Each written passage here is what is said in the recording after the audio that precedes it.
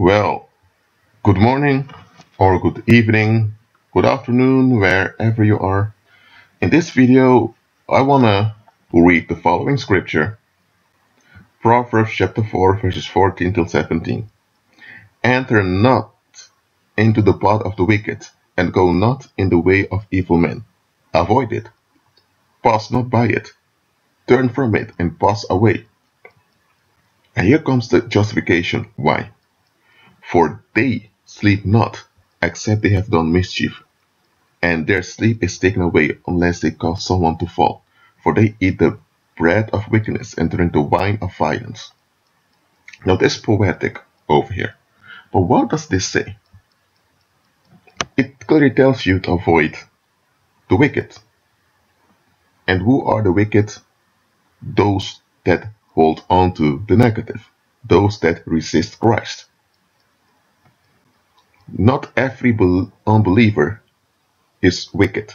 Everyone was born in sin, so everyone by birth is a sinner.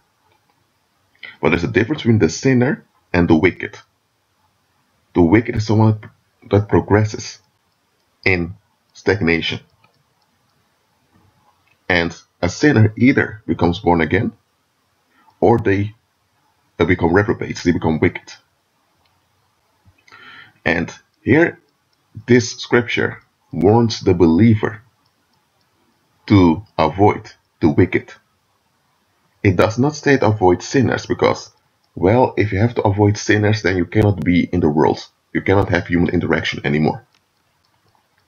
It says avoid the wicked.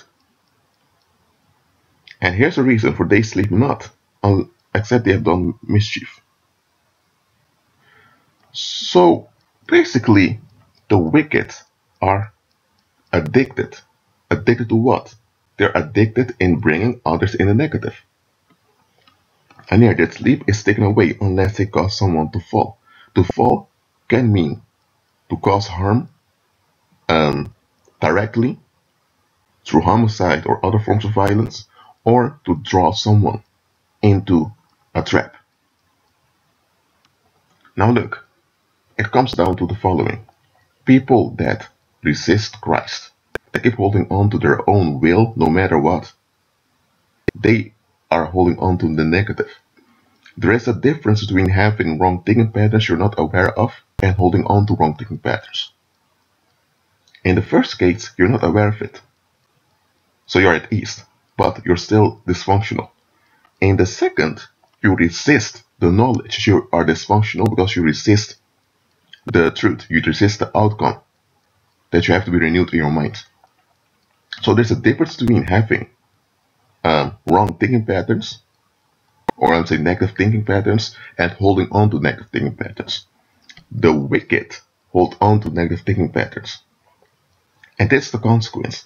The consequence is because they're holding on, this holding on causes stress. This holding on causes irritation. This holding on generates a lot of negative waste energy in their souls and in their energy fields. And this negative waste is going to affect them. It's going to affect their behavior. It's going to affect their brains, how they process information. And if you have too much of that waste energy, it will escalate. One day, the individual may hear something and they're suddenly triggered and they attack someone. Or they may be at a job, and because they are holding on to, they draw more negative energy towards them. At a job, they may have accidents. They may lose it on the job, attack a colleague. So waste energy is quite, when it builds up, it's quite dangerous. So what do the wicked do? They transfer their waste and their weight onto a third party. This is called scapegoating. Not everyone that participated in scapegoating was wicked.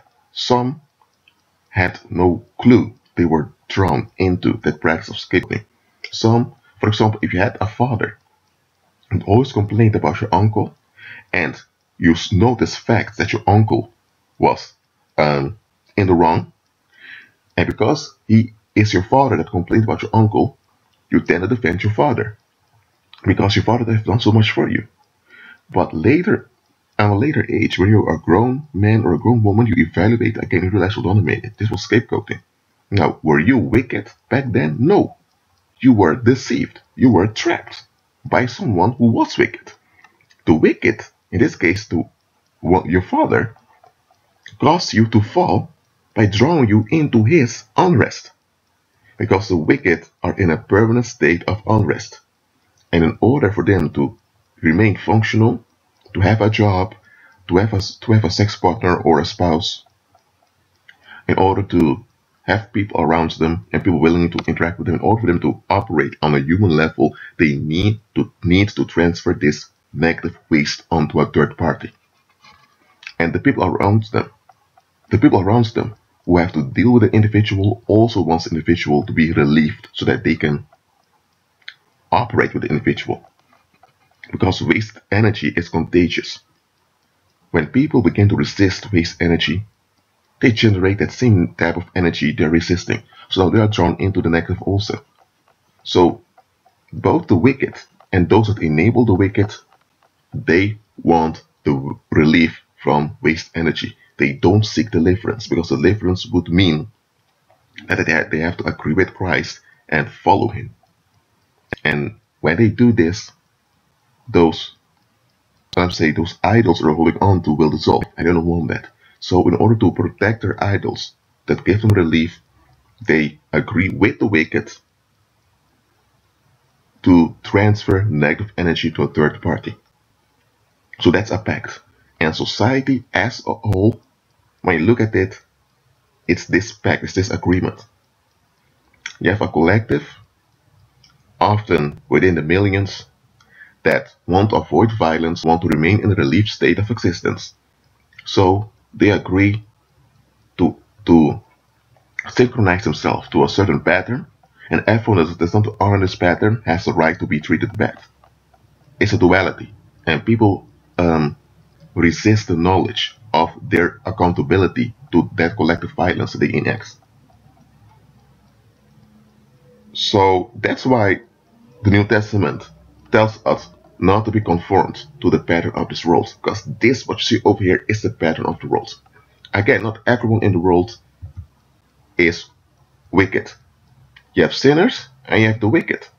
But all sinners, either they hold on to the negative and they become wicked, or they are smitten down, figuratively speaking, and they have to give up, acknowledge Christ, and they become born again.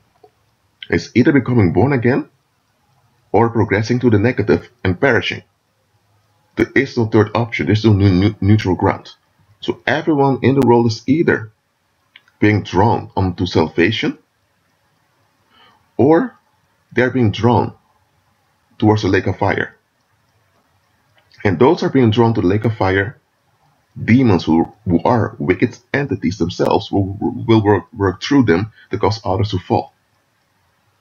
Because both the human wicked as the demons, who are the spiritual wicked, the parent. Oh, okay. So you understand now both of them are in a permanent state of unrest. And they need relief by drawing others in their unrest. Because it's only when you draw people in your unrest that you can effectively target them. You can target someone that operates in the positive, but it will backfire. So you need them in a negative state of mind, even for a brief moment, in order to get a hold of them.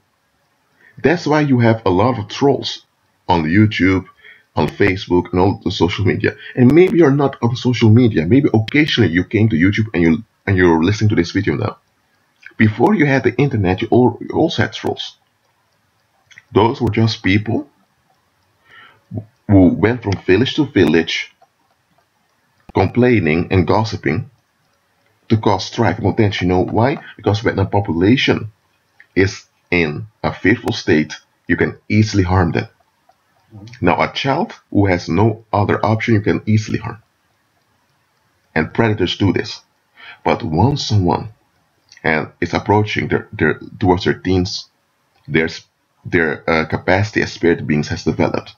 So when someone is not, let me tell you this: when let's say you have someone who's in their early teens, but you have no negative view upon life, Now, of course, you have wrong thinking patterns because they're from the world, they were born in sin, so they operate in duality. But if you have a young teenager or someone approach your teens and they have no negative view upon life, no fearful look upon life, you can't harm such an individual directly. But if you have parents that keep talking bad towards the child and suggesting harm, this is causing stress in the child or in the early teen.